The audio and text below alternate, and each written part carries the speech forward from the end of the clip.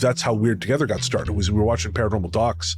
And just after a while, we thought we can't keep doing this because every episode is just, and it gets old after a while when your listeners just hear you crying all the time. Hold hands and close your eyes. It's midnight, and you're listening to the Ghost Story Guys. Welcome to the Ghost Story Guys. I'm Brennan Storr. I'm Paul Bestel. And this is the show where we talk about spooks, specters, and all the other things watching us from the shadows beyond the campfire. Some conversations only make sense after the sun has set, and this is most definitely one. Thanks for tuning in. This is episode number 240, and we're coming to you from that tiny mountain cabin you dream about, but can never quite reach. Fightin' Paul Bestel, how are you doing? I'm all right, mate. You challenged a racist to a brawl at quiz night, or a racist challenged you, one of the two, I don't remember which. Yes, the latter. That's it, he challenged you. And then he disappeared when you went outside to meet him. Yeah, I found out later that he actually lives next door to the pub, which is why he disappeared so quickly. I was going to say, that's some trick. He did not sound like a swift of foot gentleman. So there had to be a secret somewhere. Absolutely, but it didn't take the shine off winning it, and then we won it again on Sunday as well. So it's been an interesting few days. Like I told you when we were talking about it, at some point they're going to figure out you're packing some weapons grade autism and just ban you. Speaking of the bar, I went to go see, and we'll talk about it a little more during the show, but I went to go see Deep Water recently, which is the new shark thriller from Rennie Harlan. And again, I'll talk about it more later in the show, but I noticed as I was sitting in the front row that the guy 2 or 3 seats down from me is someone I recognized from karaoke at the bar I always go to on Saturdays. Mm-hmm. And I was super annoyed. I'm like, no, you belong at the bar. Take your muscle shirt and your long hair and your beard. Go back to where you belong, which is the pub, and you singing Linkin Park songs that no one wants to hear. I don't know why. It's like, don't get your chocolate in my peanut butter. Get over there. Also, because I judge this guy, and I'm like, oh, now we like the same movies. This sucks. Yeah, he probably both needed to be there to get over Thrash. I did watch Thrash, and we'll talk about that as well a little later in the show. In other news, I did land an apartment in Toronto. Will be, so I take possession June 1st, and I'll be moving in probably about 10 days after that. And I tell you, man, my landlord seemed decent, but trying to explain to someone that, yes, you can make money from podcasting, and it's okay if you rent me your house, I won't squat in it, is really fucking hard. Honestly, I think it would have been easier for them to trust me if I'd walked in with a Santa Muerte tattoo, a Malverde necklace, and carrying an AK-47. Like, I think they would have at least gone, oh, okay, narco trafficker, fine. Like, I know what that is. That I know that there's money in that. But digital content creator, I may as well have said I was a wizard. Mind you, you've got to be careful, ain't you? Because you see all these knobheads on Facebook, and it's usually the ones with shit opinions. They all class themselves as digital creators, which I find odd because, as far as I'm aware, sharing memes isn't really a talent, is it? I don't know. I feel like we've done very well by it over on the Instagram account, but no, it is not a talent. Yeah, especially when they're usually just idiots. They're always like just really shit opinions, and I'm a digital creator. No, you're not. You're a knobhead. You are a scavenger on the bones of a moldering internet. Look at this brilliant AI. No, I don't want to. You talentless twat. Never. So I got the place. It was touch and go there for a while, but got a nice basement suite. It's absolutely haunted. I am certain of it because when I asked about the place, I said, has it been empty for a long time? Because it had kind of this like stale smell. And the realtor said, no, not really, a few weeks.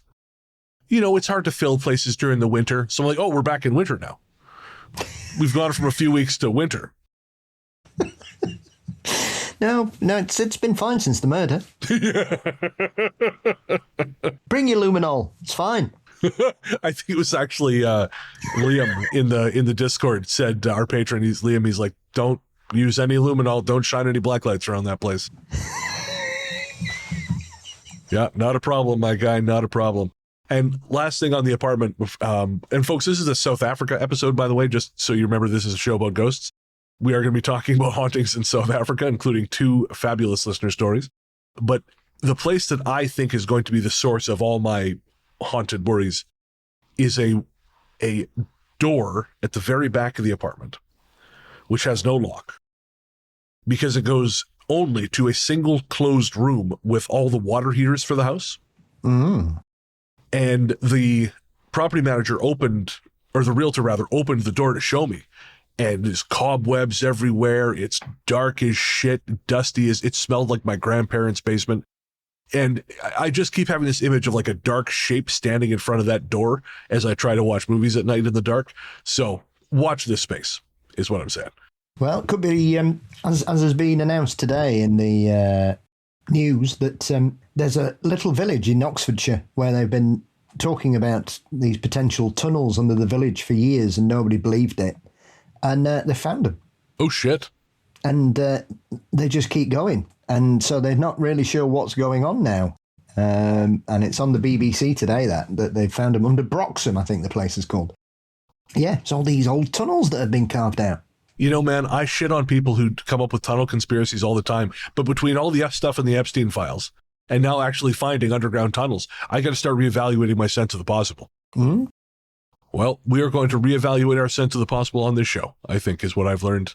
And we're going to do it in the context of haunting in South Africa, which we've teased you about for a number of weeks now. And I am really excited. There's some really fascinating stuff, including a Djinn story, which I didn't expect. Of course, some people might argue it's Tokoloshe, which is part of the South African folklore, as we'll talk about. Yes. And there's also an incredibly stupid story that I just included because it's so wrong-headed and clearly fabricated that I couldn't not share it. And I'm always happy to be in the vicinity of the Flying Dutchman, which is my favourite made-up ghost story of all time. Oh, yeah, we're going to talk about the Flying Dutchman. Good. But before we do that, we have to thank our patrons. This one's for the patrons. Patrons, we could not do what we do, namely tell South African ghost stories while I deal with the aftermath of a panic attack without you. So thank you. Thank you, thank you. For real, guys. Every single person who downloads the Ghost Story Guys, you help make us who we are.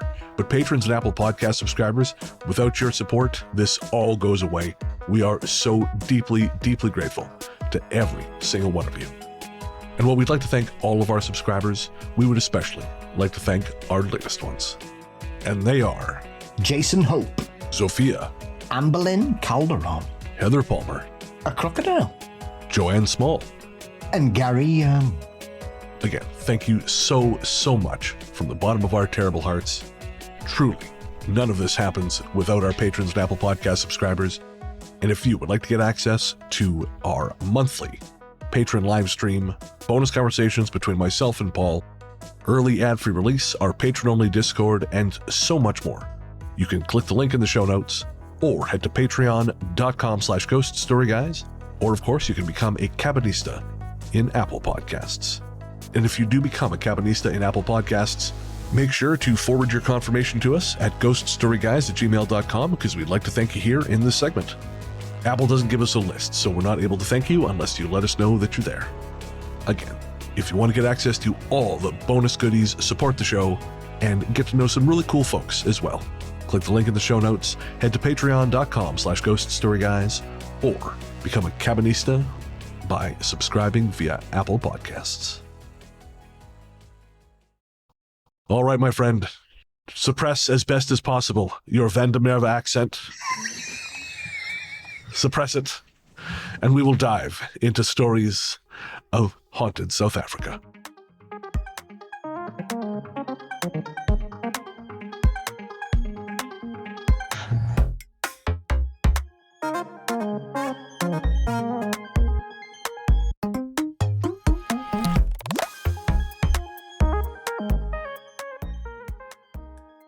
All right, so before we get started on the actual stories, I found some South Africa facts to kind of establish exactly what it is we're talking about, and also a UFO story that kind of, I think, says a lot about South Africa and its relationship to the strange. So, of course, for those of you who don't know, South Africa sits at the southern tip of, you guessed it, Africa. It's bordered to the west by Botswana and Namibia, and it is bordered to the northeast by, hang on, I know this one, Mozambique and Zimbabwe? Yes. Yes, there we go. And it encompasses two landlocked countries, Eswatini and Lesotho. It's colloquially referred to in the local Xhosa language as Mzawi, I think, which is sort of an abbreviate, like a kind of like a colloquial term for south. Yep. I tell you, man, I watched a video on how to do the clicks in the Xhosa language, and it would take more practice than I've had, is what I'll say. I spent 15 minutes, trying to, and like a couple of them I can do, but trying to do them while also forming the word is just such an unusual experience. It is. It's like you don't know how to use your mouth sometimes when you come across certain dialects. It's remarkable how we're using the same instruments, but it's amazing how different it can be used on different continents. Oh yeah, I mean, I thought the glottal stop was hard with Arabic, but I kind of got the hang of that. But the clicking thing that's varsity level ball. I'm not there yet. Anyways, so before we start the ghost stories, I just want to share this little UFO story I found, which again, I think paints this really fascinating picture of where South Africa is, or at least where it was in the 90s with the high strangeness. Because again, we sort of treat this as, because it's entertainment, we do treat it as different and separate from ourselves. But I think also it's always something that's unusual. It's something outside our normal experience. And if it happens, it's a big deal. And when I found this story, I thought, oh, okay, this is different, or it was at least different in South Africa back in the 90s. So this person says, growing up in rural South Africa, we had no idea the incredible UFOs we were seeing were not normal. It was like they were playing a game with us. My story takes place in a tiny fishing village in the Western Cape, South Africa, in the mid to late 90s. This was a different time with no internet, no cell phones, and zero knowledge about things like space phenomena or advanced aircraft. Every weekend, my friends and I would spend hours in our treehouse just staring up at the clear, dark sky. Light pollution was a foreign concept to us. And every weekend, the sky would put on a show. We saw lights moving at impossible speeds, stopping instantly, and lights that would fly together in complex changing formations. We even saw them over the Atlantic Ocean. The most fascinating part was how they seemed to interact. A fast-moving light would suddenly stop and blend in with the normal stars, becoming almost indistinguishable. We'd play a casual game of, can you find it? Waiting for the hiding star to suddenly streak away in a flash of speed. Because we were so isolated and naive, we never once considered that what we were seeing was anything other than a normal part of the night. It wasn't until years later that I fully grasped the gravity of what we were seeing night after night. It's wild to think that something so extraordinary was just normal to us for so long. I wonder if that was part of the... Because they had two big flaps in the 90s in South Africa. Oh, really? They had a triangle UFO flap just after the Belgian wave here in Europe, which always gets called the Belgian wave, but they were sighted France, Germany, Switzerland as well. And then I think in the mid-90s they also had one, I think 94, 95-ish, and which involved one guy claiming that he was trying to drive somewhere and a UFO landed in the road and wouldn't let him pass for a few minutes. And then he kept beeping his horn and it just went straight up into the sky. Again, says a lot about South Africa. He's just pounding on the horn. Move it, you son of a bitch. Might be their language. Could be. All right. Well, I had no idea. Also, we had someone, again, in the Discord having a great laugh at your use of two big flaps. Just saying. I think it was Ella. Hey, I'm just reporting the facts. That's it. We don't make the news, man. We just report it. Yep. All right. Well, our first story comes from our listener, Misha. And we're calling this one Infrasound. Misha says, living on or near the coast has many advantages. So much so that it's easy to forget some of the less fun aspects. Tourists, for instance, or bugs. When I was living with two flatmates in Durbanville, a quiet suburb of Cape Town, the latter issue was relevant. It had been very hot that summer, so the windows were pretty much constantly open. Naturally, a whole menagerie of creepy crawlies decided they also wanted to live in the shade. I can't remember what exactly it was, but my fastidious roomie was accosted by a particularly creepy crawly in his bedroom. So when he learned that his father and stepmother would be going away on holiday, he asked if we could sleep in their place while fumigating our apartment. And so it was that me, the two brothers, and my darling cat Floof I love that name, moved to their house on Friday while the fumigation candles did their magic. The house was a modern, upper-middle-class sort of place, 2 floors with the main living area being open plan and opening to the backyard, which had a pool. The house is a lovely, comfortable, breathy space with all the amenities one could want for a weekend in. The evening was peaceful, spent with a nice dinner and a movie, followed by some light work that I wanted to catch up on so I could have some guilt-free rest for the rest of the weekend. You gotta teach me that trick, Misha, the guilt-free rest thing. The house felt completely silent while I worked, so it was an easy thing to fall asleep, especially when I put on my Bluetooth sleeping mask. A what? I think it's a sleeping mask that has like Bluetooth headphones. Oh? Yeah, that kind of sounds kind of dope. It does. I just have blackout curtains and people talking about weird shit playing. I mean, I gotta say, I don't necessarily love the idea of like falling asleep listening to some of the horror podcasts I listen to and waking up with no vision, but just screaming in my ears. That has caught me unawares before, I have to say, when listening to certain old podcasts and somebody starts screaming or something. It's a great laugh. Oh, now who's got the racing heart, Paul? Still me. Still me. Calming music, complete darkness, and Floof being extra cuddly made for an easy time to fall asleep. So you can only imagine my confusion when I woke up in the middle of the night, my fight or flight response fully on alert. This isn't the first time I've experienced this sensation. I grew up in not 1 but 2 haunted houses and experienced several more forms of paranormal activity since then. Despite that, I wouldn't describe myself as a blind believer. Given how creepy such events are, it's more comfortable to believe that they're just not happening.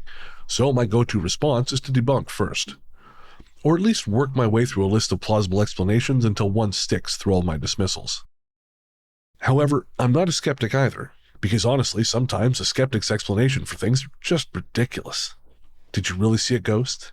Or did you have a random bout of delusion in the midst of washing the dishes that lasted for exactly as long as the vision you saw? Sorry if you hear that noise. It's the sound of me trying to unstick my eyes from the back of the skull from rolling them too far. But I digress.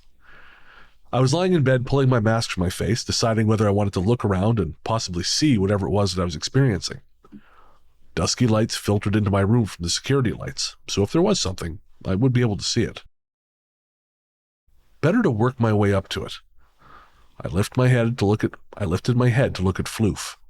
If she was reacting, I reasoned, something was definitely up. But while the spot against my leg was still warm, she had vacated it before I woke up. Oh, good. Taking a nice deep breath, I braced myself and sat up. Nothing. Turned on the bedside lamp. Still nothing. Despite what my eyes were telling me, the oppressive tension in the air remained, pushing against my chest and temples. My ears were ringing as my body instinctively searched for the thread it couldn't find. Okay, started down the list and pretty quickly struck upon infrasound?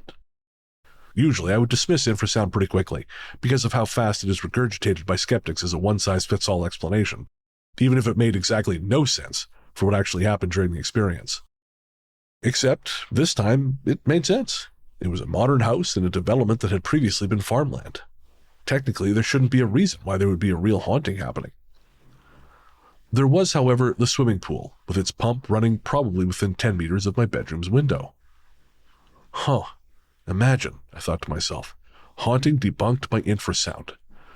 Still, the feeling was weird, realizing that this was the infrasound that skeptics speak of so fondly. It was really practically tangible. I eventually fell asleep, despite the feeling lasting for at least an hour after I debunked the whole haunting. The next morning, I woke up reasonably refreshed and pretty impressed with myself for marking off another block on my spooky bingo card. So when I met my roomies for breakfast, I was quick to tell them about the whole experience. They were both skeptics, but moderate enough to agree to disagree with me on the subject of ghosts. So I thought I'd be the bigger person in our ongoing discussions about the paranormal and admit that this time I could easily debunk this rather strange event with infrasound and a running pool pump. But Misha, the younger brother said, I'd turned the pump off before going to sleep last night. Around 1 or 2 in the morning, right? I asked, unflustered. No, I went to bed at 10. My jaw dropped. My fork of scrambled eggs hung in midair while I mentally erased the cross on my bingo card. You're sure it's off? It makes sense that if it was idling in neutral. No, I'm sure, they said. The motor has a switch and it was completely dead. I stared for a few seconds longer, desperately trying to maintain my established worldview. Okay, so maybe the neighbors left their pool pumps running. Nope, only one neighboring house has a pool, and it's been empty since he committed suicide a couple months ago. I put down the fork, looking at those two skeptics, both laughing while they casually destroyed my mundane solutions. In my mental bingo card, I added a new entry and crossed it out. Skeptical debunking of possible haunting debunked by skeptics. I gave up on figuring out an explanation and grumbled to myself while I ate my scrambled eggs. Sometimes it's easy to debunk an experience. Other times, it's better to just believe. This time, the easiest option was to wonder, okay, so what was that then? And then to pull up your shoulders and hope that it won't be happening again for the rest of the weekend. And Misha, thank you so much for sharing that. That sucks. I would love, in a situation like that, I would love to be able to go, oh, I was just nothing. I was just, I can go back to sleep comfortably and not have to worry about a figure looming over me in my bed. Like I'm going to in the new apartment, I'm sure. Yeah. Infrasound does not cause ghostly phenomena. Dude, I was just listening to a skeptical show, and they like, it wasn't even a paranormal skeptical show, just in general, kind of like an atheist show. And they said, oh, well, the vibrating the jelly in the eye caused people to see figures and shit like this. And I'm like, I don't think that's the case, but I don't know enough to say for sure. Well, I'm just going to drop it out there because there's an article that's doing the rounds at the minute where certain well-known skeptics once again have pushed this whole environmental factor nonsense. And I think it's one of those things that the mainstream media don't report on the actual science. So the actual body of peer-reviewed scientific literature into environmental impacts such as infrasound and environmental factors has conclusively proven beyond any shadow of a doubt and has been able to be reproduced as it should be in peer-reviewed documentation that infrasound does not do this at all. And any skeptic pushing that narrative has either an agenda or has not read any scientific literature in the last 30 years. It is a dead door now. It's dead. It's nonsense. Interesting. It's rubbish. And I shall link this because I was ready for this when I saw the name of the episode, the story. And so I shall report this wonderful post by the marvellous French parapsychologist Mallory Clément, who says, the most comprehensive study to date, Dagnall et al. 2020, Things That Go Bump in the Literature, an environmental appraisal of anomalous experiences, published in Frontiers in Psychology, concluded unambiguously that environmental models are insufficient to explain hauntings. From Tandy in 1998 to only reported a vague peripheral blur, to Wiseman and O'Keefe in 2003 produced no hallucinations and only 3% ghosts, to Parsons in 2012, who demonstrated beyond a shadow of a doubt that infrasound cannot generate structural visual hallucinations, to the ANSES report in 2016, to Huron, Lathe and Ventler in 2022, the peer-reviewed literature converges. Infrasound does not produce the phenomena described in hauntings. Anybody who ignores Dagnall's study, which is the most important in the field, and by omitting the work of Huron and Lathe, as is this article, does not reflect scientific knowledge. It simply recycles a media myth that has already been refuted, presenting it as an explanation when it has never, ever been demonstrated. But Paul, have you considered the countervailing argument of, nuh-uh? It's nonsense. Bad science is bad science, and this is often the thing with skeptics. And it gets on my nerves that just because you give rational explanations, infrasound is one of the things that really gets on my tits. I have to be brutally honest. Sure. Because it doesn't work in the way that they always put it forward, right? Infrasound might make you feel a bit odd, but the only thing that these studies tend to notice is it raises your cortisol levels, right? But cortisol doesn't cause hallucinations. It just makes you feel edgy. That's not what people are reporting. People aren't going, oh, I felt a bit funny, it must be a ghost. What they're seeing is full-bodied apparitions. They're getting messages, they're hearing voices, noises, sounds. things are moving about. It's not infrasound. It's exactly the same as tremors being put forward years ago as an excuse for poltergeist phenomenon. Dr. Tony Cornell categorically proved that was nonsense in 1980. And yet we still have certain notable celebrity skeptics who push tremors as an explanation for it. It's bad science, and that annoys me as much as idiots who believe that orbs are ghosts and some of the absolute stuff. I mean, there's a picture today. I mean, this is the thing you have to work with sometimes, right? There's a picture today on the Uncanny fan group, right, on Facebook. And somebody's been to the incredible Riverlow Abbey, which is in North Yorkshire, which I was lucky enough to visit about 3 or 4 years ago, which is incredible. It's a ruined abbey from the 16th century, I think. It is amazing. If you look at the pictures of this place, you will just think, Jesus Christ. Not only do you think, hang on a minute, how did anybody build this in 1200 AD? To then think, well, Henry VIII turned up and just set fire to it, and this is what's left. How it still survived, I do not know. It's incredible. So anyway, this person's gone there to take a picture of themselves against a really bobbly, rocky wall under funny light and gone, oh, look, my shadow looks different. It doesn't look like me. Well, it won't do, will it, you moron? Because it's not a flat surface. I mean, what? Why? It's first year at high school physics. It's just... Oh, I'm getting a notification that person now has the #1 paranormal podcast on iTunes. Oh, wouldn't surprise me. I mean, it's just so frustrating. There's a lot of scientific explanation, and I've always said this. Some certain skeptics are the opposite side of the coin to these nonsensical believers that say, you know, all ghosts are demons. They're all agents of Satan and all that shit, right?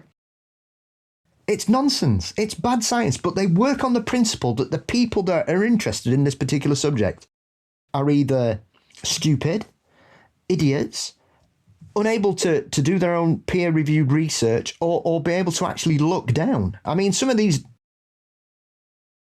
documents and papers that I've mentioned are hard to track down, but they're there. You've just got to know where to look for them. And unfortunately, the mainstream media will always put forward these nonsensical and provably wrong explanations, but unfortunately, the people that often try and defend it do not have a doctorate, and therefore they are not often treated fairly. And so anybody who continues to push infrasound as an explanation for ghosts is either a liar or a bad actor, because they're pushing something that isn't true. Well, thankfully, I don't think there's any more of those left in the paranormal. Liars and bad actors, Paul, so we're safe. Just for move on to the next story here. Again, thank you, Misha. We really appreciate it. And thank you, Misha. Again, fabulous story. So Nick usually watches tons of true crime documentaries. It's just her thing, right? A game I like to play is, can I find a true crime documentary or series that she has not seen? And I'm good at finding things, and it is tough for me to find something that she has not seen. But recently she thought, I'm going to start watching some paranormal documentaries, kind of switch it up. And this has led to her, a couple of things she's watched, she's called me and gone, so this is what you do for a living? Like, no, I am not one of these assholes. To be clear, she was watching one on Bigfoot that just, she turned it off halfway through, and I can't remember the names of the people she read out, but I thought, yeah, no, I've never heard of any of those people, and they haven't been on Paul's show. I wouldn't, then they're on TV. Just no. Like that guy that appeared on a Dogman documentary that said he was the leading Dogman expert in America. I'd never fucking heard of the man. What reminds me, when you and I went to Parameet, and someone said, because they said, oh, you're from Canada, you must know so-and-so. And I'm like, no, I've never heard of that person. Well, they said they were a really big deal in Canada. Well, they lied. Yeah, you wouldn't know them. They live in Canada. Yeah. Oh, man. And there was one she was watching. It was, was it Secrets of the National Parks or some shit? And it was like, did you know Hitler survived the bunker and hid all his shit in a cave in Montana? Like all his stolen riches in a cave in Montana. We were just having a great laugh. And I was losing my mind screaming about how if anyone is going to store something from Germany in Montana, why they would take a whole train car from Germany, because supposedly it was a train car used to take people to one of the camps, because bullshit. And I'm like, how do you get a U-boat with a train car in it? Maybe I'll entertain the idea that a U-boat got someone on land into the U.S. Maybe. Can't rule it out. What the hell? Why not? We'll stretch credulity that far. But they got a train car over there from Germany, and it's in Montana. No, go fuck yourself. Absolutely not. My credulity can only stretch so far, and it's already lubed up quite a bit. Well, that's not a version of the Hitler escaping conspiracy that I've come across before, because it is quite a well-known conspiracy that people don't think that Hitler died in the bunker. But he didn't go to Montana. He went to Argentina, where a lot of the Nazis escaped to, ironically, because this is the other weird thing. Quite honestly, why people often go on about Evita as a wonderful musical, I think, do you actually know what this musical's about? That awful, awful fascist. She was a fascist. Her husband was a fascist. Why are we celebrating fascists? Oh, it's Andrew Lloyd Webber. Sorry, that's why. There were tons there. Loads went to Argentina and Uruguay. There were a few others that sort of landed in other separate parts. There is a town somewhere, I can't remember which country it's in South America. There is essentially a German alpine town that has been built in the jungle in South America somewhere. I can't remember, it's Brazil or Argentina. And it is essentially like somebody has transplanted somewhere from Bavaria into the middle of the Amazon. And they're all Germans that came over after the Second World War. No, none of them were Nazis, honest. No. They just were looking for somewhere to start new. They all walk about in the traditional, the dresses that they wear at Oktoberfest and all that. And it's about heritage, not hate, Paul. Heritage, not hate. Like the village with loads and loads of twins there that suddenly happened after the Second World War. It's a bit weird, isn't it? I hope none of the Nazi scientists... Oh, they did. Anyways, I told her, don't bother watching. The only paranormal documentary that I can think of that is good is The House in Between. I thought that was pretty solid. Yeah. But off the top of my head, because Joseph and I, that's how Weird Together got started, was we were watching paranormal docs. And just after a while, we thought we can't keep doing this because every episode is just, and it gets old after a while when your listeners just hear you crying all the time.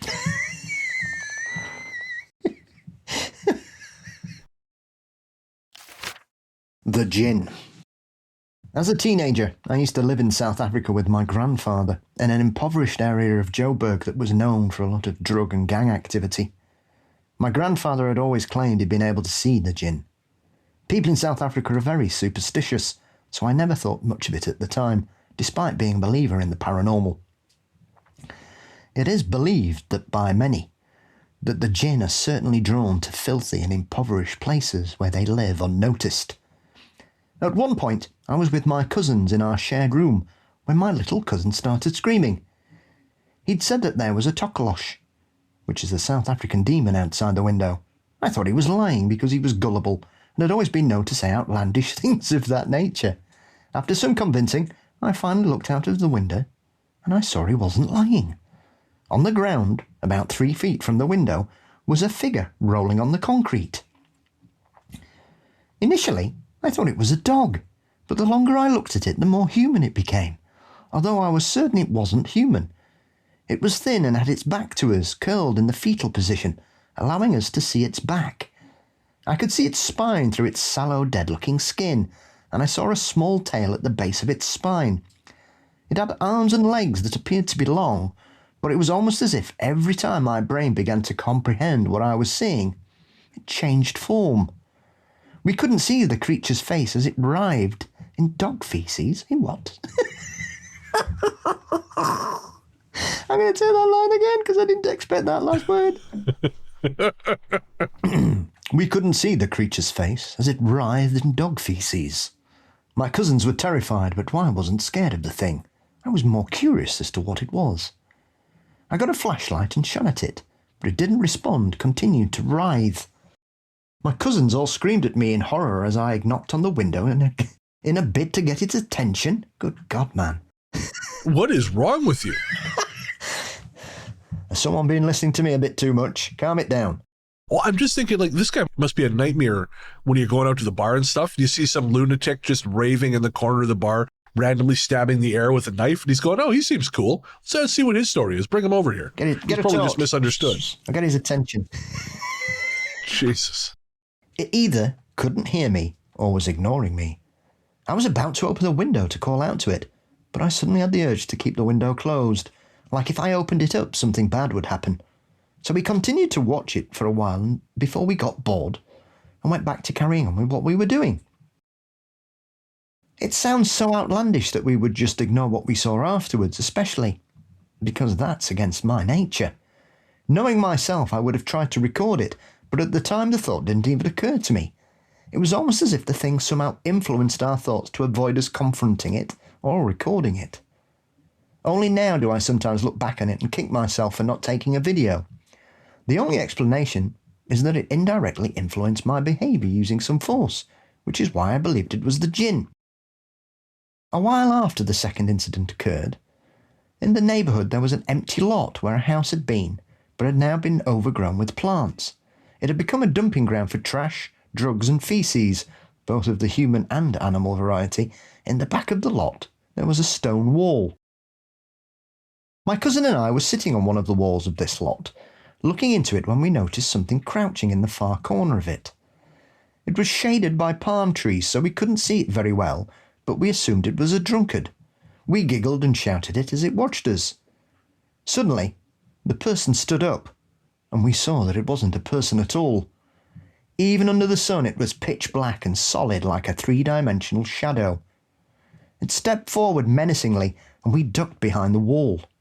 My cousin and I laughed from adrenaline perhaps, or maybe because we were young, and the dangers we faced were from humans, so when confronted with something else, we didn't really take it seriously.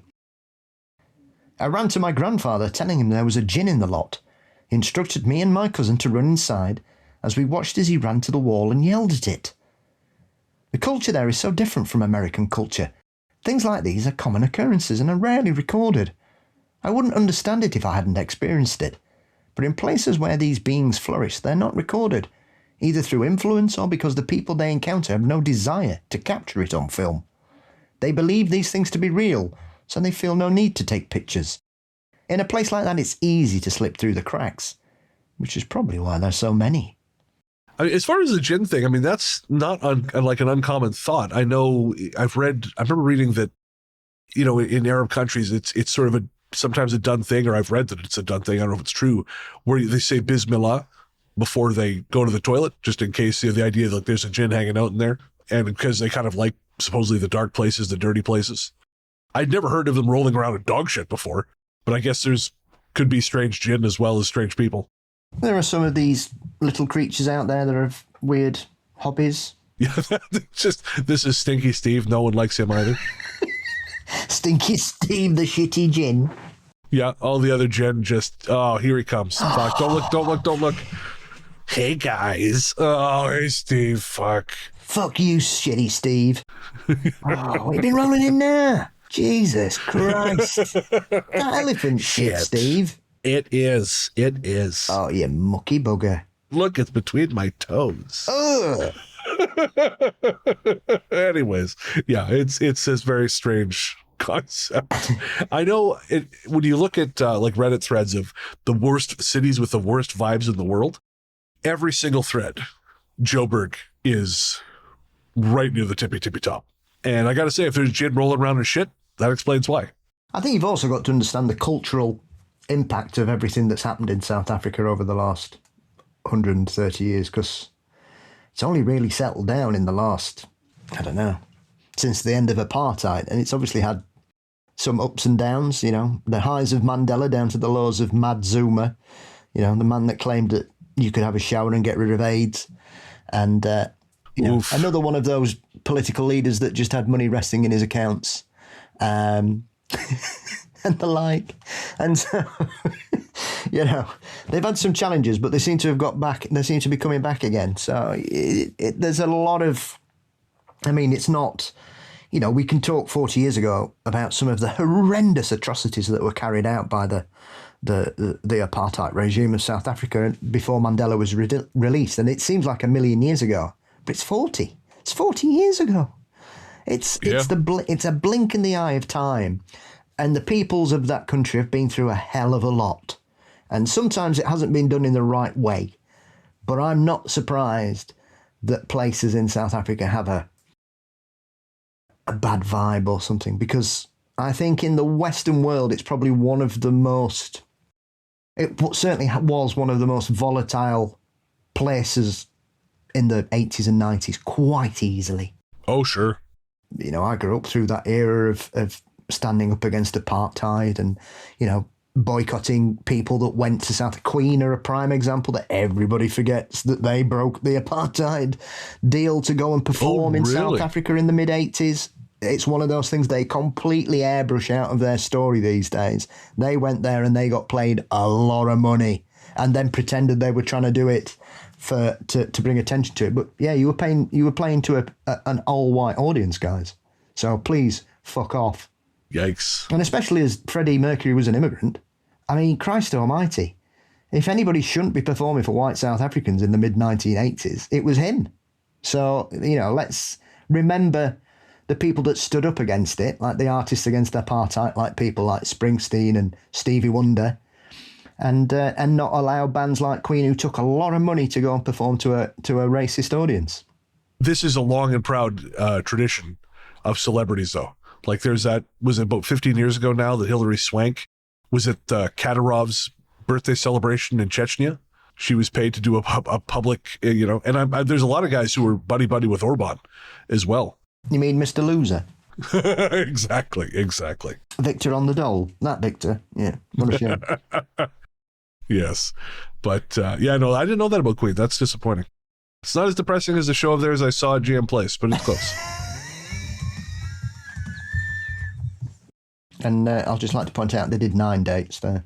It wasn't just a one-off gig. Oh, man. Quite ironic the year after they played Live Aid. We had to balance it out. Yeah. We've done a lot of good. Let's completely fuck all that. We gotta do a lot of bad now. Who will think of the villains? Yes. So yeah, and when people say, "Why aren't you a Queen fan, Paul?" So well, we've made 3 good songs in Sun City. So on your bike. Yeah, no, that's fair. That is that's really disappointing. And speaking of things that, well, that's fair. Again, I'm past the point where I'm going to idolize any celebrity. But apart from Charlize. Well, naturally, of course. The Queen of South Africa. Yeah, I got to tell you, folks, keeping Paul's thirst for Charlize Theron under control on this episode, if there is like a lot of sudden edits, that's why. It is keeping your innocence as intact as possible. Yeah, I'm taking this bullet for you guys. Even Julie said, "I'm surprised you've not watched her new film on Netflix yet." I didn't know there was one. Bren, I'll be 2 hours late to the recording. I like her because she's funny and she's smart, as well as incredibly beautiful. No argument here. But last thing, just on the shit people in South Africa have gone through and continue to go through, their postal system is in a state of near collapse. And I know this because Nick went last year. She took a vacation to this train hotel. Kruger Shalati is the name of the place. She saw it on that Eugene Levy Reluctant Traveler show and saved up for, I think, about a year and a half because it was a very expensive, it's a very luxury place. And she made a lot of friends there. One of the friends she made was her safari guide. They've kept in touch via email. And, especially when they had all that flooding down there recently, she checked on him and his family. And about 2 weeks ago, she bought a new iPhone. And she was, the old one, she doesn't need it. She's had it for a few years, so it's not the kind of thing that someone's going to buy. It's not, she doesn't need the money. So she thought, this guy doesn't have a smartphone. He's got an old flip phone. So she sent him a message and said, "Hey, would you like this phone?" She said, "I'll wipe it, and just send it to you." And he was thrilled because he's in addition to doing what he's doing, he's a student. So not a lot of money. It's expensive shit. Yeah. And so he was very grateful. So she went to the post office and of course you can't airmail a phone. They will not accept cell phones. I assume because the potential fire risk of the battery, in case the hold depressurizes, as I understand it, there's some kind of like vague risk of fire. That's why in Canada, at least, you can't check anything with a battery in your checked baggage. You have to, so like laptops, phones, tablets, you have to have them in your carry-on. So she's like, shit, how do I send this to them? And they said, well, we can't send it via airmail, but you can send it via ground mail. And she goes, oh yeah, sure. Okay, I'll send it via ground mail. So the woman does some typing on the computer and she goes, oh, actually, no, you can't. South Africa is no longer accepting ground mail. They haven't been since March. And apparently it's because their postal system is falling apart.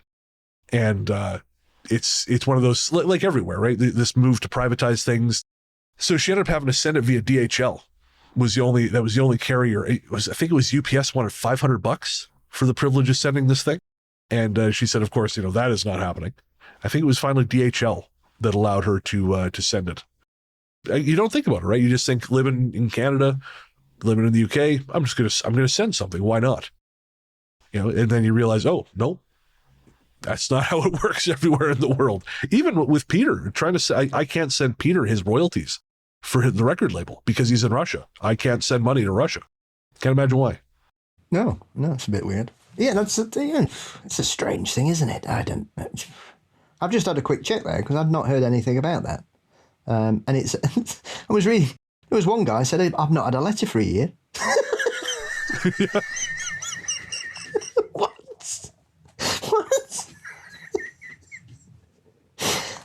It's got a good name though, Sapo. Yes. Yeah, it's got a great name. And so hopefully they can keep it going because having a functioning postal service it's important. It's so weird, isn't it? I'll go and fix it. Yeah. There we go. I don't know. We're sending a British guy to fix Africa. I don't think it's a good idea, Paul. We tried this. It didn't work last time. It did. All right. Well, our audience debates that statement. We're going to take a quick break for some ads.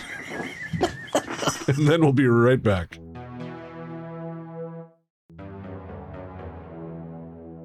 The road trip. This experience happened a year ago, and my family still doesn't know what to make of it. This happened in May. My family and I were going on a trip. We live in South Africa, and our hotel was between two towns, Bela Bela and Thabazimbi. The hotel was basically in the middle. I cannot stress this enough, though. Between Bela Bela and the hotel, there is nothing. No townships, no construction, no mines. It is completely empty. Even the roads at night get quiet. So it was almost 12 a.m., and we were 30 kilometers, about 18 miles, outside Bela Bela and 40 kilometers from the hotel. As we were driving, it just happened so fast, but it was enough for my dad to slam on the brakes. We saw a man in what looked to be mining clothing. He was carrying something that looked heavy. He looked thin and skeletal, basically, and his skin was silver, almost white, kind of like those people that pretend to be statues. By the time my father braked and we looked around, he was gone. We just sat there for a minute, not saying anything, before my father started the car and continued driving. We got to the hotel and my dad went to sleep, leaving me and my two brothers to talk. We finally actually began talking about what we saw, and we just couldn't make sense of it because how would someone be out so late at night and so far from civilization? Where did he go when we looked around? We sometimes talk about it even now, trying to understand. I will never say I believe in the paranormal, but I will also not say I don't believe in it.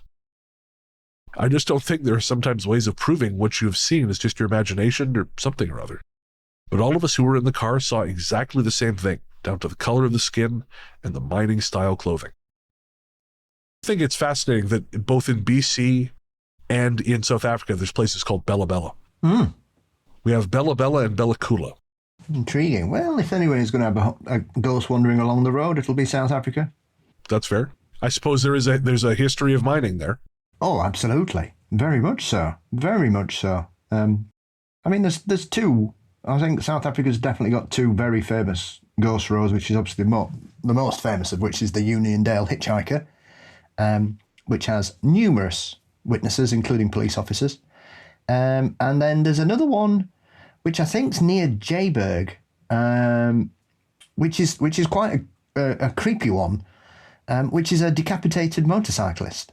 Something like De Duik or something, the road or the area is called De Duik. It's one of the old Dutch names for it, Afrikaans. And they're supposed to be a headless ghost motorcyclist there. People see him pre and post incident, so they see with head and without. Man alive. Well, can you, because I heard you talking about the Uniondale one with Icy Sedgwick when you had her on, talking about her book way back. Yeah. Can you tell folks that story real quick? Yeah, so the Uniondale hitchhiker story is one of those that it started in the 1970s. It is based on a true story. There was a couple who were driving, I think they were in a Volkswagen Beetle, and they came off the road, and the female passenger was killed. I can't remember if the male was passenger, and that's a matter of fact. And it's one of those roads. It is very isolated. It's like the last story there. You can drive for miles and you won't see anything other than animals and landscape. That's about it. And it's a wonderfully picturesque place, but I would imagine it's a very different place. It's a very different journey through the night than it is through the day there. And it has had countless accounts of people, both in cars and on motorbikes, picking up an invisible passenger. One guy was so scared because he was driving down the road and his car door just flew open and slammed shut. And he went, "What?" And he said the whole car got really cold, and he carried on driving for about 5 miles. And then the door opened again and the car warmed up. And so he basically went to the nearest town when he was driving along and just pulled into the police station, white as a sheet. These police officers have been interviewed. You can find the interviews online from the early 90s when this happened. And they basically followed him down the road because they thought it was a joke. And as they were following him down the road, the car doors opened. And then their car door opened. So, I mean, one of my favourites is the guy who, I mean, he was a big biker. He's one of them guys, if he's going to tell you a scary story, you're going to listen to him because he's the kind of guy that looks like he could fight a bear, right? Right. And he was basically flying along on his motorbike through there. And as he was going, he just felt somebody put their arms around him, like grab him. And he said, I could absolutely feel that person holding me all the way, once again, for a few miles. And then the pressure just left him. And he didn't know anything about the story at all. He didn't know until he got there. He went, I think he did the same. He got to the next town and he went for a drink. And somebody said, "Oh, you look a bit shaken up." And he said, "Oh, yeah, I've just had a really weird experience on the road." And they said, "Oh, you met the hitchhiker, have you?" And he's like, "What?" He said, "Oh, yeah, the road's haunted." And just before we move on, so we were talking, I mentioned that I went to go see Deep Water from Rennie Harlan, who made the show favorite, The Adventures of Ford Fairlane, Woo. Die Hard 2, Woo. a lot of great stuff. Cutthroat Island. A few others. Cutthroat Island, The Long Kiss Goodnight, Yeah. Deep Blue Sea. Yes. It's a solid flick. I can say this because I saw it the same day as Thrash. It is considerably better than Thrash. It is, Nick and I watched Thrash and we were like, oh boy, that's exactly as bad as Paul said it was. Did it make you laugh, though? Sorry, Thrash absolutely made us laugh, 100%. Yeah, Deep Water is not a funny film. Thrash, very, very funny. One time intentionally, when Damon Hansu says, "I lived in Mozambique and not the fucking Jungle Book," which I thought was brilliant. That was great. And hearing like Damon Hansu is fantastic. I think it's a great actor. Yeah. But other than that, boy, oh boy, what a stinker, man. Like it moves. It's not slow. I'll give it that. Tommy Wirkola can make a film move, but boy, oh boy, the script. The Phoebe Dynevor character. I'm not familiar with Dynavor's work. I know she's in Bridgerton. I've never watched it. She's the main lead female in the first 2 seasons. Gotcha. Okay. They give her nothing to do. She spends the whole film screaming, "Save me!" Did you like the bit where she put the baby on a piece of wood and said, "Hang on, baby, I've got to fight Mummy's got to fight a shark"? What the fuck is going on? One of my favorite moments had to be when Phoebe Dynavor's character is trying to escape the town, and a guy in a semi-truck tells her the road is blocked by a downed tree, and she decides to rev the engine of her Mini Cooper to ram the downed tree. Nick has a Mini Cooper, and the thought of her trying to use that thing to clear a road of anything other than dry leaves fills me with laughter, the likes of which I cannot explain. Yeah. Did you notice that the tree also then suddenly thought it was an extra from The Evil Dead because it started to get in the car like it was alive? Oh, don't get me started on the tree. Don't get me started on the tree. Jesus. Oh, guys, yeah, we'll leave it there because, again, if you haven't seen the film, this is going to make much sense. But yeah, we finally watched Thrash, and it's exactly what Paul promised it would be. Deepwater is better. It's a proper thriller. It's pretty good. I really enjoyed it. It's got Aaron Eckhart and I think Aaron Eckhart and Ben Kingsley, who is very good in it. And I will say that the most interesting thing about Deepwater, although again it's a solid movie, is watching the global transfer of power play out in a shark movie.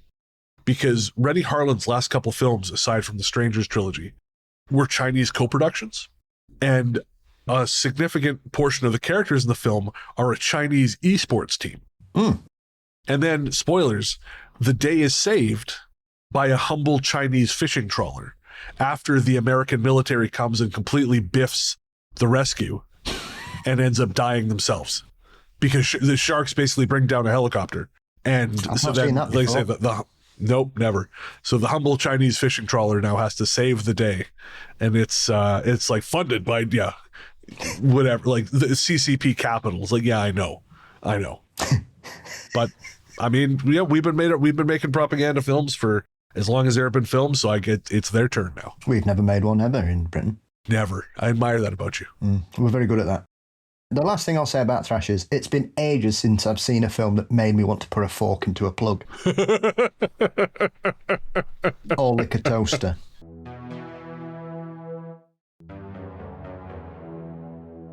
Kamadi Springs. I wanted to share a strange and slightly unsettling experience I had whilst camping in Kamadi Springs, South Africa. A while back, I stayed up late one night whilst camping near the dive site at Kamadi Springs. It was around 10 p.m. when I heard something coming out of the bush, about 15 to 20 metres away behind a friend's tent. It moved onto the small dirt road that runs past our campsite towards the water. At first it sounded small and light, like a small buck or animal walking on the rocky road. But then something unusual happened. I started hearing bell-like ringing sounds coming from whatever it was. The bells had a high-pitched, toy-like quality, almost like something you'd hear on a doll.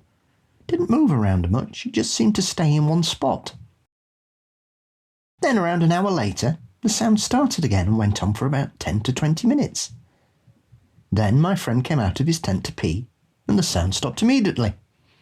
And once again, it didn't start up again until around midnight, and then it lasted for about 45 minutes straight. After that, it seemed to fade as the creature or thing walked back into the bush.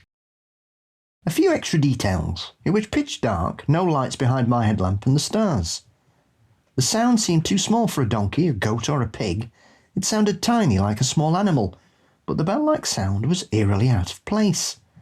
There are wild pigs in the fenced camp area, but it certainly didn't sound like one. It was too small for a predator like a leopard or a hyena or a lion, and it definitely wasn't human. No one in their right mind would be walking around there alone at night in a game reserve, and we're the only ones in the campground, and I were the only one up. I was too freaked out to record it, even though I had my phone on me. I shined my headlamp in the direction of the sound, but saw nothing, and the sound didn't even stop when I did that. Has anyone ever experienced something like this in the bush, especially in South Africa? Could it have been an animal with a bell, or something else entirely? I mean, that sounds vaguely good folkish. The bells and chimes, like those are all things we've kind of talked about at various points. Yeah, I've even heard the chimes myself. That, if anything, sounds like a Tokoloshe. Oh, okay. Because they're small goblin-like creatures, allegedly. You know what I mean? They're not supposed to be tall, human-sized. They're supposed to be small, fairy, goblin, dwarf-sized Tokoloshes. Yeah, and which would fit with the whole thing. Yeah, and they just appear sometimes, and they like to cause mischief. I mean, they are famous for biting your toes and waking you up, right? And nicking stuff and being little buggers. So if it was going to be anything, it'd probably be that. But there may be some other sort of local spirit or creature that we're unaware of, because as with anything, we often only know the famous ones that break out of certain places, and the Tokoloshe is one of those, because it's one of the most well-known African mystical creatures, never mind South African. So who knows, maybe it could be something else, but that would be because most of the other stuff's all, it's all balmy. Yeah. Right. You know, like the Groot slang and all that kind of stuff. You know, it's not that. It's not a giant serpent with an elephant's head coming down wearing a bell, is it? So, I don't know. But once again, dark night, wood, mysterious bell sounds. And as the author of that story suggests, you know, South Africa is not the place you wander around at night in a game reserve, unless you want to be eaten. No, I cannot. Yeah, that seems like a real bad idea. Yeah. You know, people in North America think they've got it rough with bears and wolves and stuff. Oof. Have a run around the Kruger National Park at night and see how you get on, lads. Hard pass. Before she went to Kruger Shalati, Nick would watch the wildlife camp that they have at the hotel, you know, obsessively. She was so excited. And at nighttime, boy, oh boy, the eye shine. And you think, nope, I'm going to stay right here in this hotel with everything closed. At one point, she actually had a monkey jump in through the window. And she's like, shit, what do I do? There's loads of videos of monkeys just running into hotels in South Africa and just nicking them, fun and stuff, isn't there? Croissants. They seem very keen on croissants, monkeys. Fair, who wouldn't be? Yeah, tasty. So I mentioned there's a kind of just a lame story. It's not even really a story. I just found it and I wanted to mention it because this is so indicative of the bad writing and fiction stuff that has just taken over Reddit in places like this. So this person says, I recently traveled to South Africa and viewed an African ritual from the sideline. It had to do with them contacting their ancestors. And now this person is claiming this gave them waves of blackouts, and that they're seeing a human figure and then blacking out. And now I got to be honest with you. One, if you're having random blackouts, go see a fucking doctor. Yeah. Two, I would love to see someone from South Africa talk about going to the Vatican and seeing a European ritual and saying that they were haunted by that, you know? Because, like, no, you didn't see an African, I mean, I guess you did technically, as much as someone going to like a Catholic mass in Indiana saw an American ritual. At least try to make your lives better than that. It reminds me of the Cable Guy when they're given their test. It's a riff on the Menendez brothers' testimony, and they're saying like, "Oh, we think we heard them speaking a language. It was Asian. They kept speaking Asian." Yeah, it's like when people say, "Well, I love your British accent." My what? Yeah, I had to. Who was I talking to the other day? They called the Irish and other British people, and I said, "Don't do that. If you don't, I mean, look, I don't like to be Tony Blair. I don't like to correct people very often. I just don't. Most times I'll let people kind of go. But that one, I'm like, I'm saving you trouble down the road. Yeah, it's like that film interview when somebody asks Cillian Murphy what it's like to be a British actor, and he goes, Irish. Yeah. Just watching whatever conviviality was in him, just draining away. And then she said, "Well, yeah, Britain, Ireland's in Britain," and he went, "No, it's not." Oh, doubling down. Shut up. Which car is yours in the parking lot? Just ask.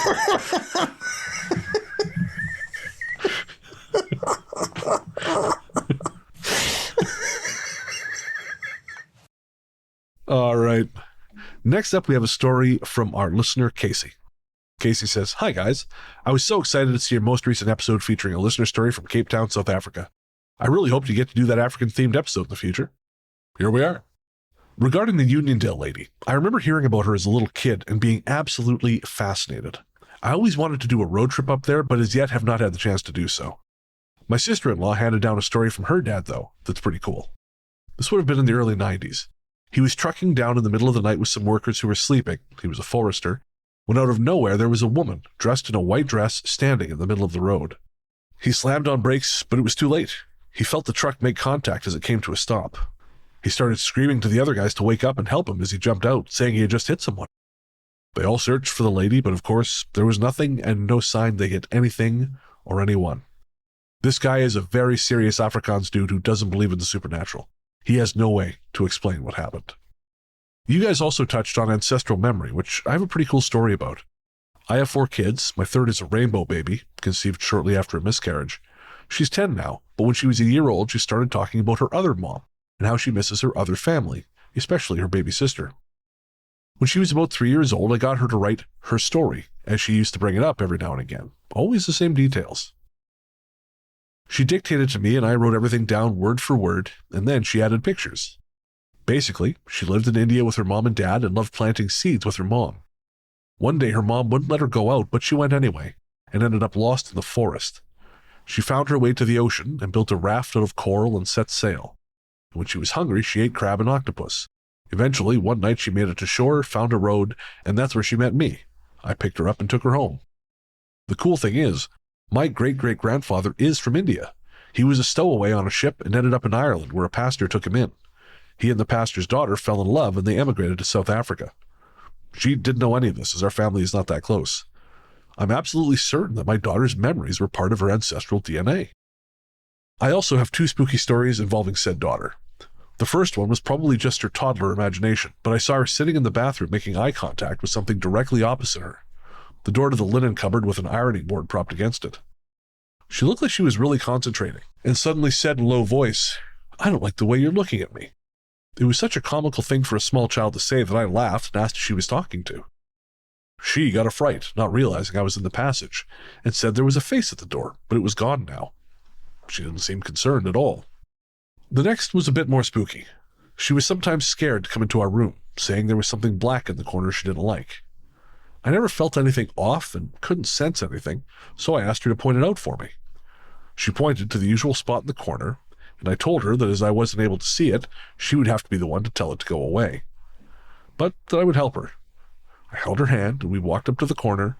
She pointed her finger at it and said, "Go away." And that was it. It never came up again.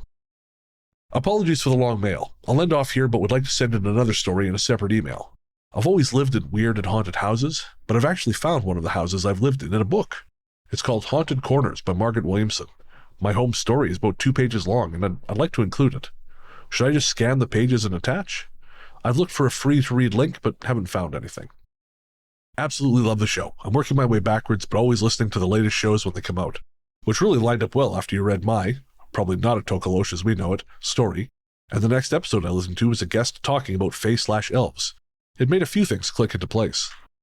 Also, I realize it's not even the first time I would have encountered a mythical being. In 1986, we lived in Hampshire, England for a year, and I vividly remember talking to a blue fairy in my garden. I can't remember what she said, but I remember thinking she didn't look the way I expected, like on TV or from a book. Fairies were meant to be tiny, sparkly things. The one I saw was bigger, about 30 centimeters-ish, and she was all blue, skin, hair, clothes, all the same shade of blue. Okay, enough rambling. Love the show. You guys are doing good work. Warmest regards, Casey. And Casey, that is brilliant. Thank you so much. Man, the ancestral memory thing is a really compelling topic.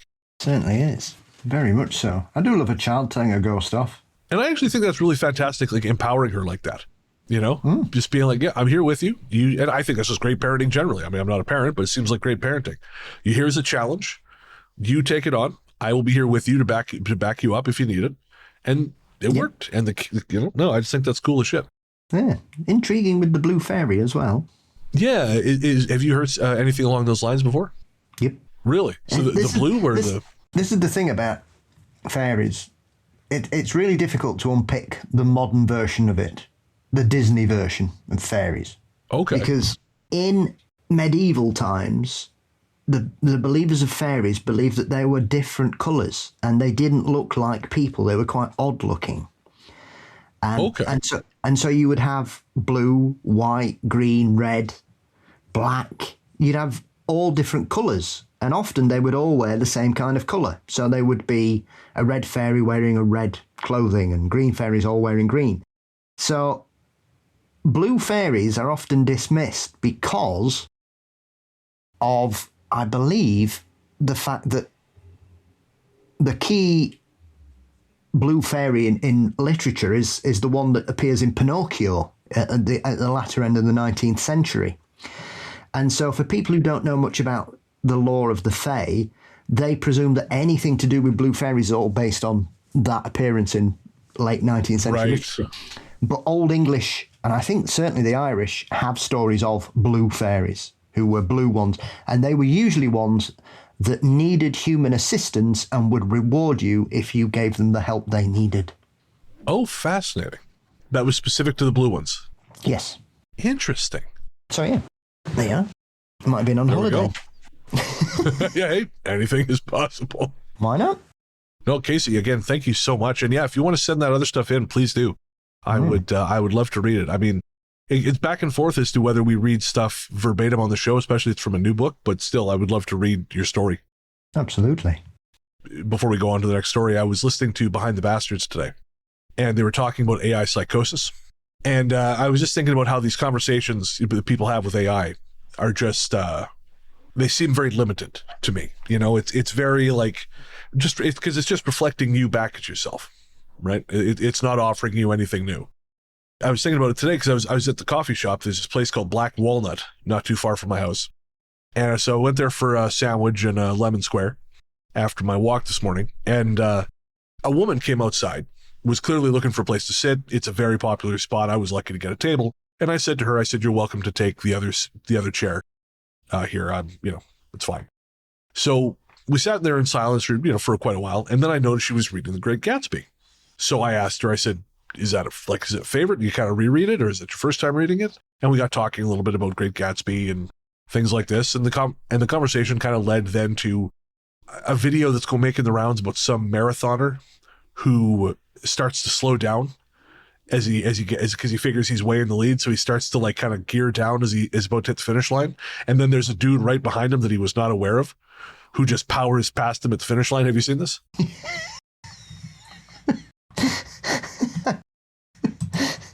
Yes. Strangely, I watched a reel the other day of it that included that particular clip, which was "Never celebrate till you've won," and it happens more than you would think. Yeah, I don't get it. Like every single wrestling match in the 80s was lost because they haven't scripted that the villain is about to win, and he starts celebrating to the crowd, giving the hero just enough time to get a second win. If your strategy is the same as the Iron Sheiks, you have made a critical error. Yes. So I was telling her about that clip you showed me a long time ago of the slalom racer, the skier, who smashes his groin on the gate. And I got to tell you, it occurred to me as I was walking back home, that's something I guarantee you AI cannot do. AI cannot take you from The Great Gatsby to some dude getting biffed in the doink on national TV. And that's why it'll never replace humanity. Did you see strangely, did you see the Goblin story over the weekend? No.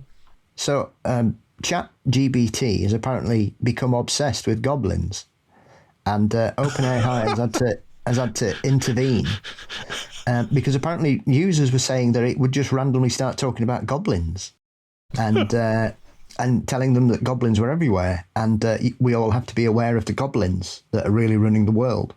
And it just wouldn't stop. And then it started talking about trolls and ogres. And so, people have started saying, hang on, I was just asking it questions. And then it started telling me about goblins and why I had to watch out for goblins everywhere. And so they've had to intervene because apparently ChatGPT has become obsessed with goblins. Oh, man, all this money and they just made another autistic guy. Yeah, but nothing to see here. Everything's fine. Can we have another 28 billion, please? Yeah. This AI is working absolutely fine. If it was only 28 billion, it'd be a bargain. Jesus. Where was that somewhere? Somebody there was somewhere, I forgot where it was, and somebody did a massive mural somewhere, and there's a guy with like 11 fingers on it. And like, who's signed off on this? Slender Man buying a sandwich. What's happening? I tell you, man, the capex for this year for AI is expected to be about $600 to $700 billion. That's capital expenditure. They're going to drop on this bullshit. I will give you autistic answers about goblins for 1% of that. I think they should all go to Mars. Go to Mars. Only if they stay. That's my point, hopefully, yeah. Go where the goblins are, guys. Oh, man. Well, thanks, Silicon Valley. Under Secunda. I'm not new to the paranormal, and strange things happen to me from time to time. I am an empath, so I think that makes me more open than most. My earliest experience that I can remember took place when I was around 10 years old. A bit of a backstory. When I was 8 years old, we moved from Cheshire in England to Secunda in South Africa. It was during the time of apartheid in South Africa in the early 80s, and the way of life there was very different to what I'd grown up to in rural England. My dad had always wanted to live in the sunshine and had landed a job at Sasol. The company he was working for in Cheshire was laying off people at an ever-increasing pace, as were many other local factories at the time, and he was worried about being next. We'd been living in Secunda for 2 years when we moved to the Van Newkirk Street, a lovely big house that my mother fell in love with. It was the first house we'd owned since we moved to South Africa, so we packed out our meagre belongings collected over the last 2 years and moved from the smaller house Sasol had provided us, closer to the centre of town. We had a lovely lady there who was our nanny maid, who was named Julie. She'd started to work for us about 2 weeks after we arrived in South Africa and stayed with us for many years. In those days, it was very normal to have help in the house. The houses even came with small bedrooms and a toilet in the back garden, known as a kaya. These rooms were not connected to the main house, so the workers could come and go. Many of the local houseworkers lived in more rural areas, so they lived in town during the week. Julie moved with us to the new house. She was also thrilled at the move, as her room at the new house was bigger and had a bath with a shower, and Julie at this point had worked for us for a few years and took care of myself and my little sister, while my mother worked full-time at a local hotel. Julie was a Zulu. The Zulu tribe are very superstitious people, and to this day make use of sangoma, or witch doctors, to cure illnesses and curse people paying the sangoma for the privilege. Julie used to tell my sister and I about bad spirits she believed in and stories of the Tokoloshe, the evil dwarf devil that used to climb onto young women's beds and have his way with them, getting them pregnant and leaving them to raise their spawn.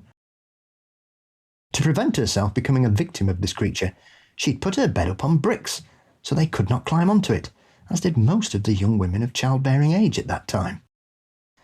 One morning, she walked into the kitchen looking very shaken. My mother sat her down and gave her a mug of sweet tea and asked her what was wrong. She blurted out that she'd had no sleep that night and evil spirits were haunting this house. My mother pressed her, and once she'd calmed down, she told my mother the story. The previous night, before bed, she was writing a letter to her family by candlelight. Julie always had candles burning, and my mother was very conscious that she would one day burn the kaya down. While she was writing, her candle went out.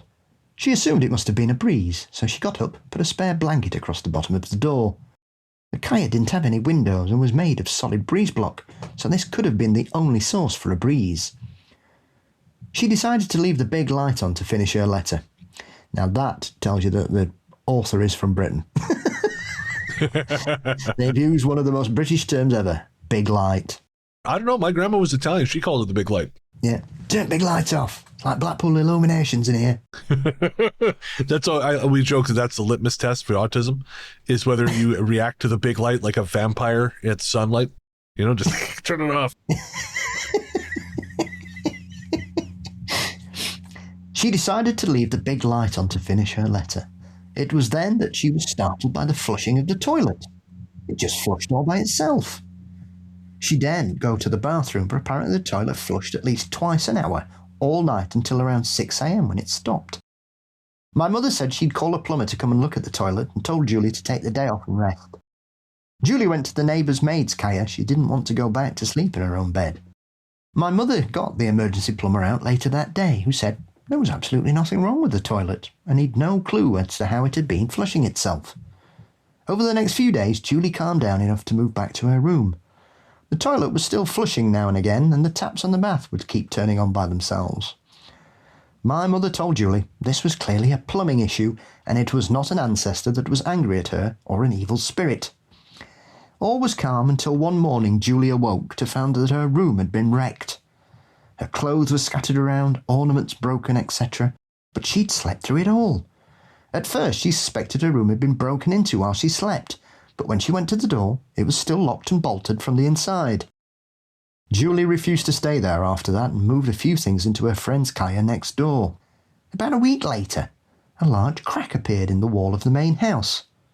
My father was concerned that the house would fall down on us with the speed it appeared and called the surveyor to come and look at it. He determined that the foundations of the house must be faulty and they needed to be stabilised. Basically, a trench was to be dug all around the house and concrete poured in to reinforce it. The work was urgent, so it started the following week. And that's when things started to happen in the main house. Shoes would go missing and appear outside in a trench, as would keys. The fridge blew up, followed closely by the washing machine. Our 2 dogs started barking at thin air, their hairs on their backs up. The toilet in the main house also started flushing itself too. And it was then that my dad joked that we had a ghost with the runs. We heard voices in the garden and would go outside and see nothing. Well, I'm glad you do, because if they're all ghost pooing everywhere, you don't want to be watching that, do you? As the trenches were dug deeper, the reason for all the problems came to light. Out of the holes the worlds hauled broken bits of headstones and human bones. In fear, the workers refused to dig more and left the site. The headstones that were pulled up were shiny, smashed, large pieces of marble, not pitted as you would expect them to look after being underground for a while. I don't personally remember there being any writing on them. I always remember they were great for tap dancing on until my mother caught me and told me off. Yikes. To be fair, I'd have probably given that a go myself. The police were called and our house was declared a crime scene. The bones were taken away to be tested. Then the local press heard about the story and it made the front page of the local paper. My sister and I posing with a large piece of the gravestone near one of the trenches. The police came to send a dig team to sort out the rest of the garden and locate what they could. My mother told me that they found pieces of several skeletons. About a month later, we were given the all clear to fill in the foundation trenches and all the gravestones were taken away by the council. The local police chief told us that the secunda had been built over 3 farms and it was built by the factory for the employees. In those days, farms had family burial plots on them and generations of families who ran the farm were buried there. When the farms were purchased, they apparently collected up all the graves and buried them in one hole, building our house on top of it. Somebody Why? Of all the things, why build the house on it, you psychopaths? You know what this needs? It's a mass grave. And we're going to put up a house on top of it. Well, clearly, poltergeist did not reach this area of South Africa because that's what happens there. The police assured us that all the remains they collected were relocated to consecrated ground and buried with respect and a headstone stating the family names of the original owners of the farms. After that, the strange happenings stopped. I hope those souls found rest in the end. We stayed in the house another year after that, but Julie never did come back. She instead left and started her own business with the help of my mother. When we moved, she came back to live with us again, but her bed was still on bricks. That's practically a cautionary tale. Well, I can only imagine that it may have been a black farmstead, and that's why they just didn't give a shit, sadly. I was having that thought. Yeah, that did occur to me. Because, with the greatest respect, I don't think they'd have done that to white people. And given the era, good Lord. And I'd be asking for evidence of them taking it to consecrated ground, because they probably just chucked it in the bin or threw it in the sea or some shit, sadly. Well, I was thinking that too. Well, it's hard not to be cynical when you're dealing with that kind of situation. But, you've got that situation where, shit's the fan, literally, with the toilets. And clearly, I think they must have realised that Julie, being of Zulu heritage, was perhaps the person that needed to be made aware of it first. And then it spread. Oh, interesting. I could see that. So if anybody would have a connection with the land there, it would probably have been Julie because of her heritage. So that would suggest why I thought they must have been the remains of black South Africans. Because I wouldn't expect white South Africans to go looking for a Zulu for help, shall we say. That's also a fabulous point. So fascinating. It really is, yeah. I will say that makes that stuff like that can make covering other countries' stories a little more complicated, because you have to account for those things. You have to kind of be able, at least, like this is one of the reasons we haven't done the Djinn yet, because we've got like a script ready that's got enough stories, but just with everything happening in that part of the world right now, it's like, it complicates things a little. It is, but we should always remember that the people are not responsible for their government's actions most of the time. No, of course not. That's not what I'm talking about. It just that, of course not. Good Lord. But just I don't know. It feels weird at the moment to sort of casually talk about that region It seems frivolous. That could just, it seems frivolous. Frivolous is a good word. Yeah, absolutely. And I recently had a conversation with someone on a similar subject, and the degree to which people will believe disinformation rather than confront a difficult truth is quite sad and quite, in a lot of ways, quite disturbing. You know, I was talking to someone who I consider to be a very good person, someone who's very, I think, generally speaking, pretty well informed, but they were very wrong on a number of counts. And again, I don't know a lot. I know a little, and what I knew contradicted things that they were certain about. And I thought, okay, so this is someone who, again, I generally consider to be a very good person, but they had they could not accept the truth of this particular situation, and so they just embraced the alternative. And it was wild how fast it happened. Mm. Oh, I've seen people describe Nelson Mandela as the most popular terrorist in the world. Of course, yeah, sure. But as I've always said, one man's terrorist is another man's freedom fighter, and you can certainly say that about Nelson Mandela and the rest. Oh yeah, yeah. Well, there's that old joke about none of you were cheering for the Empire in Star Wars. You've watched 9 films about why it's not a good idea, and you still go, yay! Yeah, exactly. Yeah. What would we call Luke? The hero. I think maybe the Empire has a different opinion on that. Yeah. Oh, but if that's true, then that would make and you just watch the dominoes fall, and the light goes on, and then it goes. In a lot of people, then it just goes right back off. Clearly, there's a lot of men out there who have a thing for Darth Vader's lightsaber. And if they were honest about it, that would be fine. That's the problem. They need to feel a different type of force. Well, we let everyone ponder exactly what that is. We're going to bring this episode of Ghost Story Guys to a close. That was our first South African episode. We're definitely going to go back. There's a lot of great stories we didn't get to. And again, if you are from South Africa, if you know a story that we missed, send it to us. ghoststoryguys@gmail.com is a place to do it. We're also on Facebook as the Ghost Story Guys Podcast, and we have a private group called the Ghost Story Guys Cabin. We are on Reddit as r/Ghost Story Guys Podcast. And of course, we have our private Discord, which is available only for our patrons and Apple Podcast subscribers. We're going to take a quick break. We'll be right back.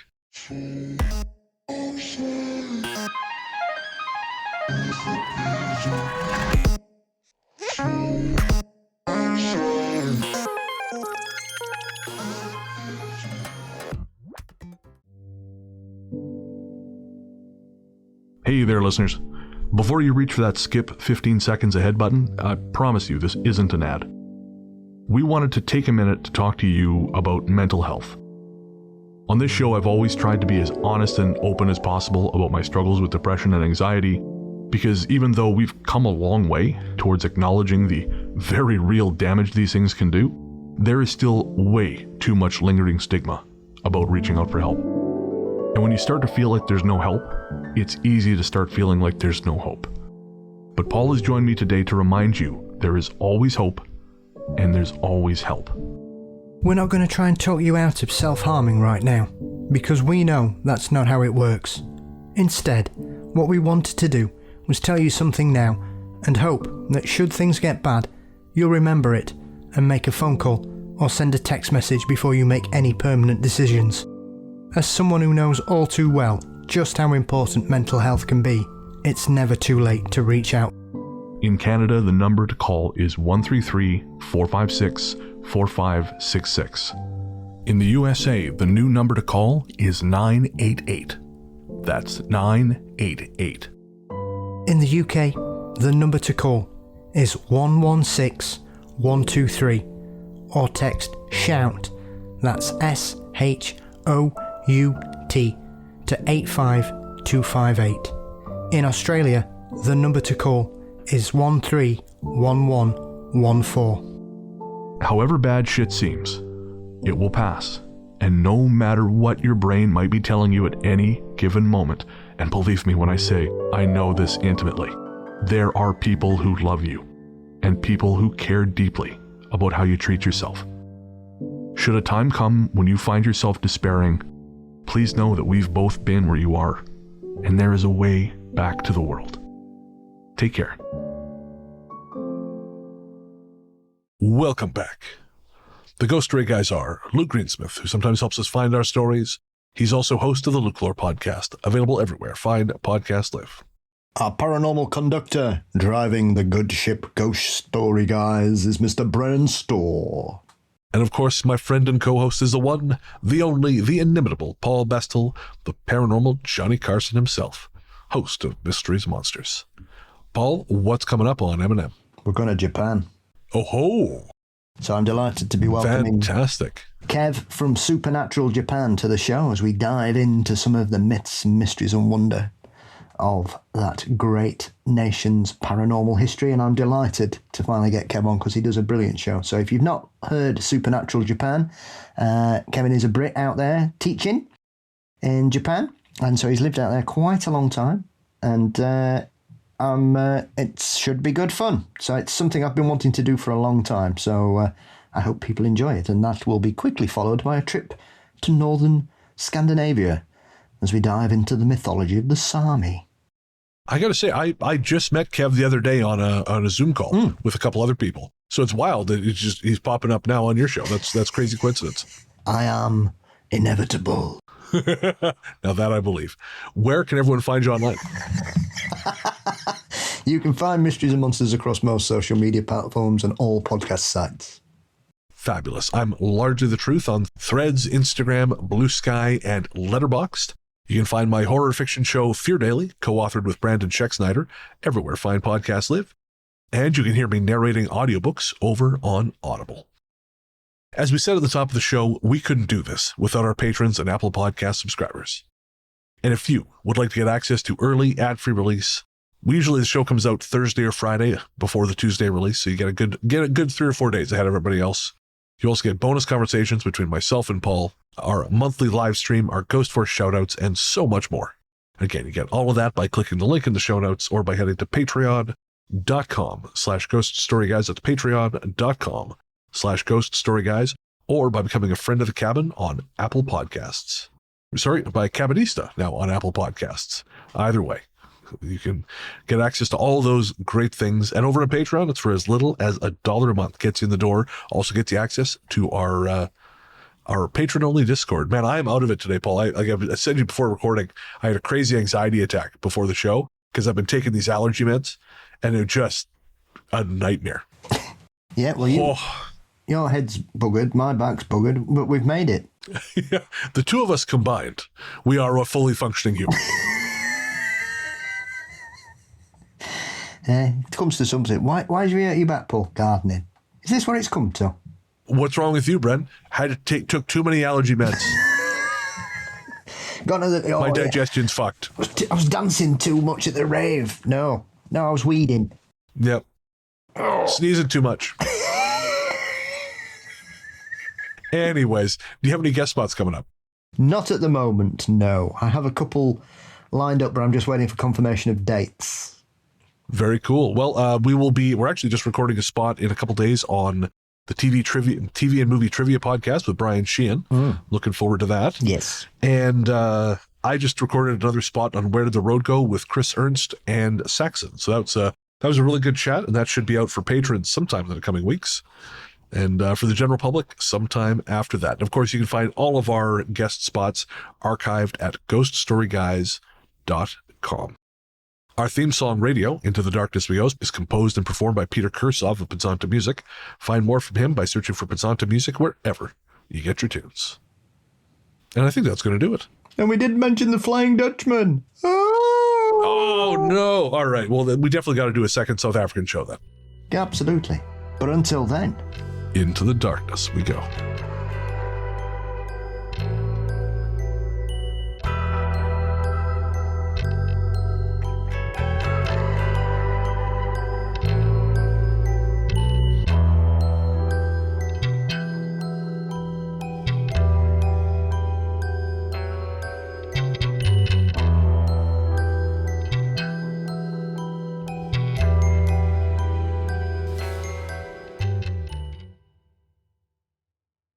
Oh, yeah, because if a goat could actually speak English, all it would talk about is the many varied horrors awaiting for you in the afterlife. There's a reason my eyes are like this. Yeah, it's just like talking to Sam Neill in Event Horizon. Fixing the world's problems one continent at a time. Oh, no.